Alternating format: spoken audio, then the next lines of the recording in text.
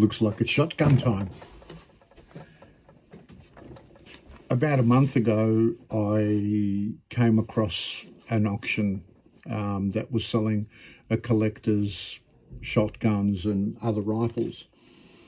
And for some reason, this one caught my eye.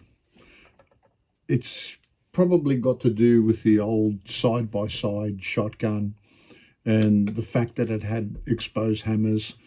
And when I bought it, I really didn't know a lot about it.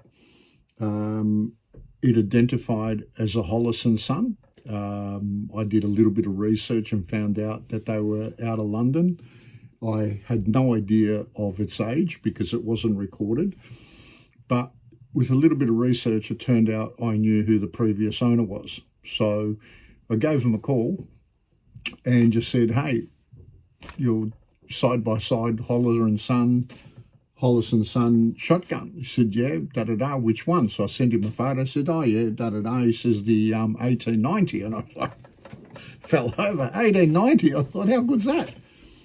Now, this is not a gun that I bought to shoot. I'm not interested in shooting it.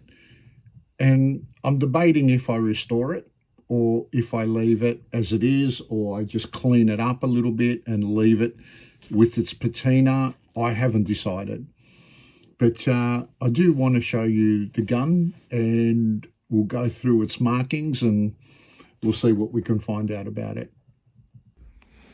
I was absolutely blown away with the condition of this gun. Just to think that it's probably 130 or even 120 years old, and to still be together as one is absolutely amazing.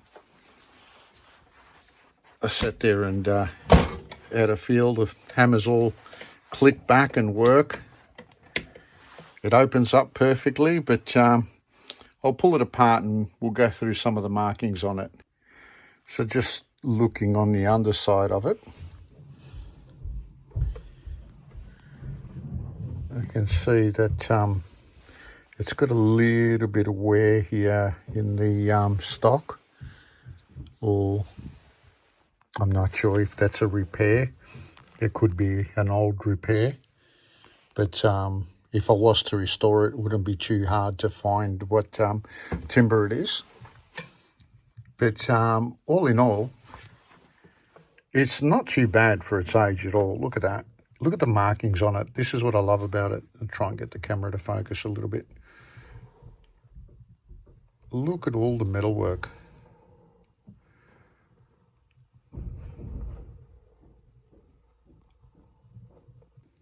This is the first exciting thing that I've seen on the shotgun. And this, I pulled off the fore-end plate and I'm just looking at the barrel. And so far, they're both matching numbers. That's a good thing. Looks like the little bit of damage over here, but not too bad. Nothing that can't be fixed. I've just pulled the barrel off and it just exposed another number here, which is also the matching number to the barrel. So that's 3 items that are matching so far. That's got to be a good sign.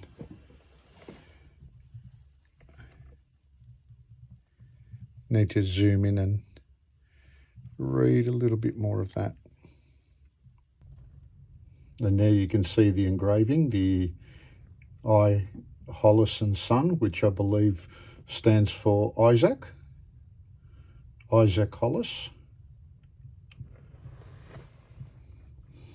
Let's see what other markings we can find. Just came across this marking over here. I don't know what it is. I don't know any of these markings. I'm not familiar with, vintage guns or anything like that. It's apart from my 1904 that I bought at the same auction. I've never owned anything like this before, so it's a really good thing for me to discover. It's a bit of a journey, but that looks a little bit like the British flag. But anyway, I could be wrong.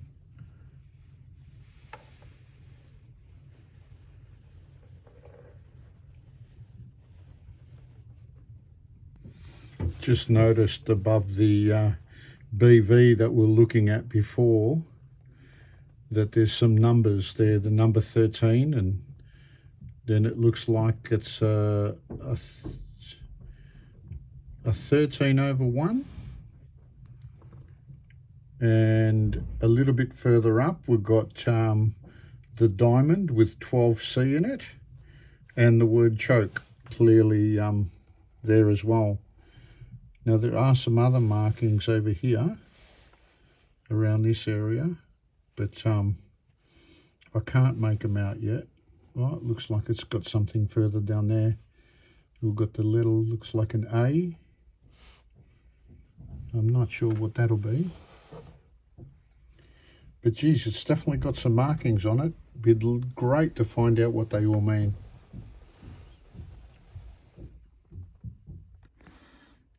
After doing a little bit of research, I mentioned that some of them will have Birmingham or London written on top of the barrel.